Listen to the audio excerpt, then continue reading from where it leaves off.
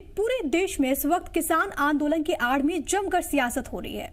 मध्य प्रदेश कांग्रेस भी इस मौके को भुनाने में कोई कोर कसर नहीं छोड़ना चाहती।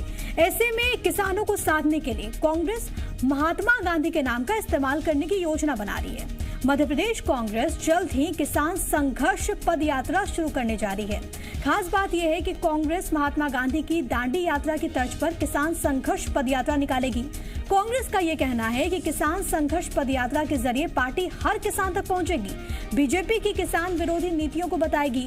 बीजेपी ने कांग्रेस की इस पद यात्रा को नाटक और ढोंग बताया है।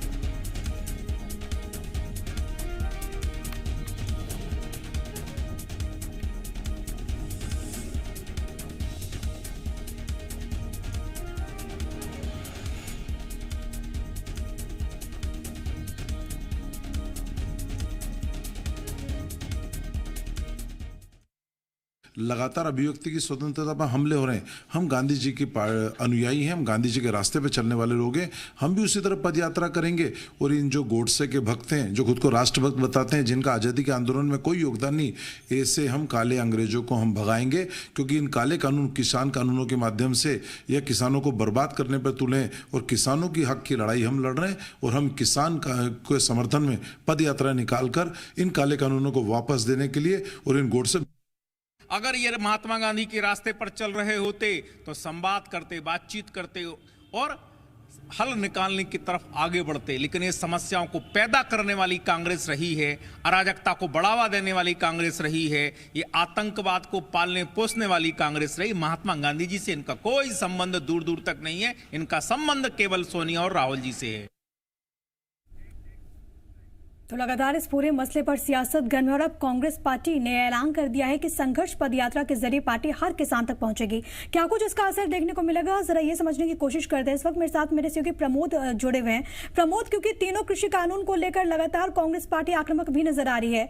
बीते कई दिनों से अगर हम बात करें या महीनों से बात करें तो प्रदेश में भी अलग अलग हिस्सों में हमने देखा कि किस तरीके से कांग्रेस पार्टी सड़कों पर उतरकर विरोध प्रदर्शन कर रही है और अब संघर्ष पद यात्रा के जरिए हर किसान तक पहुंचने का दावा पार्टी कर रही है।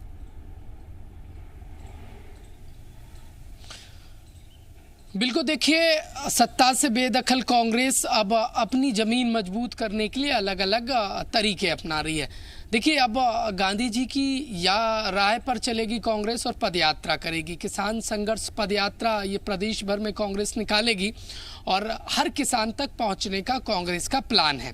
देखिए, पदयात्रा के पीछे कांग्रेस की यही मंशा है कि किसान आंदोलन के बीच में कैसे ज़मीनी स्तर पर कांग्रेस को मजबूत किया जाए, क्योंकि सरकार की मुश्किलें बढ़ी हुई हैं। किसान लगातार आंदोलन की राह पर हैं और वार्ताओं से बात नहीं बन रही है। किसान अभी भी मानने के लिए तैयार नहीं है और किसान आंदोलन पर बैठे हुए हैं। तो ऐसे में कांग्रेस, देखिए, अब गांधी जी की राय पर चल के पदयात्रा प्रमोद, मैं आपके पास लौटूंगी। इस वक्त हमारे साथ कांग्रेस के प्रवक्ता के मिश्रा साहब भी जुड़ गए। मिश्रा साहब, बहुत बहुत स्वागत है आपका। Thank you. मिश्रा साहब, बापू की याद आई है, अब संघर्ष यात्रा के जरिए किसानों तक पहुंचने की बात आप लोग कर रहे हैं। देखिए, किसानों का आंदोलन इस देश के लिए एक बहुत बड़ा पैगाम लेकर आया है और चूंकि कांग्रेस पार्टी किसानों के हितों की पक्षधर रही है शुरू से। किसानों के लिए जब यूपीए की हमारी सरकार थी तो माननीय मनमोहन सिंह जी के नेतृत्व में सोनिया गांधी जी के निर्देश पर 73,000 करोड़ रुपयों का लोन किसानों को माफ करने के लिए हमने घोषणा की थी और किया भी। और किसानों के हक हुकूक के लिए, उनके दुख दर्द में कांग्रेस हमेशा शामिल हुई है। तो इस बार भी हम लोग उनके दुख में शामिल हैं और वो राष्ट्र हित के लिए लड़ रहे हैं। जय जवान जन किसान के नारे को बुलंद कर रहे हैं। मिश्रा साहब, आप लोगों पर ये आरोप भी लग रहे हैं, बीजेपी ये कह रही है कि सिर्फ ये नाटक और ढोंग है। देखिएगा, भारतीय जनता पार्टी क्या कह रही है हमें उसकी चिंता नहीं है। जिस देश को किसानों ने बनाया है, जहाँ की 70% आबादी कृषि प्रधान और किसानों की है, उस देश के किसानों को यदि भारतीय जनता पार्टी कहती है कि ये आतंकवादी हैं, ये नक्सलवादी हैं, तो उनसे हमें कोई सर्टिफिकेट की आवश्यकता नहीं है। कोई सर्टिफिकेट नहीं चाहिए हमें उनसे। जब किसान ही उनकी निगाह में आतंकवादी नक्सलवादी हैं तो उनसे क्या हम अपेक्षा करें कि वो हमारे कदम को सराहेंगे। ठीक है मिश्रा साहब, आप हम बने रहिए हमारे साथ। इस बीच हमारे साथ हितेश वाजपेयी भी जुड़ गए, भारतीय जनता पार्टी के प्रवक्ता हैं। वाजपेयी साहब, आपका बहुत बहुत स्वागत है।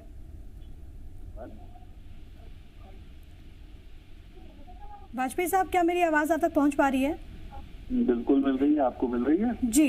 वाजपेयी साहब देखिए, अब तो कांग्रेस पार्टी ये कह रही है, पहले सड़क पर लगातार कांग्रेस पार्टी के प्रदेश स्तरीय नेता उतरे, इस पूरे कृषि कानून का विरोध हो रहा है, और अब इस यात्रा के जरिए कांग्रेस पार्टी कह रही है कि हम लोगों तक जाएंगे, हम दिखाएंगे कि जो तीनों कृषि कानून बीजेपी लेकर आई है वो गलत है, किसानों के हित में नहीं है। देखिए, संसद में तो इनके मुंह से बोलने को नहीं पड़ा, फिर उसके बाद प्रधानमंत्री जी 6 बार पूछ चुके हैं कि चलो एक आध लाइन को ये बता दो कौन सी गलत है या कौन सी किसानों के लिए हानिकारक है, वो नहीं बता पाए। फिर उसके बाद उन्हीं बिंदुओं पर चर्चा हो रही है जो बिंदु इनके मैनिफेस्टो में रहे हैं, ये खुद ही करना चाहते थे। तो इन्होंने आज तक ये नहीं कहा कि उनके मैनिफेस्टो ने यदि इन बिंदुओं को लिया था तो वो गलत थे, या तो पहले माफी मांग ले कि उन्होंने मैनिफेस्टो में अपने रखा था वो गलत किया।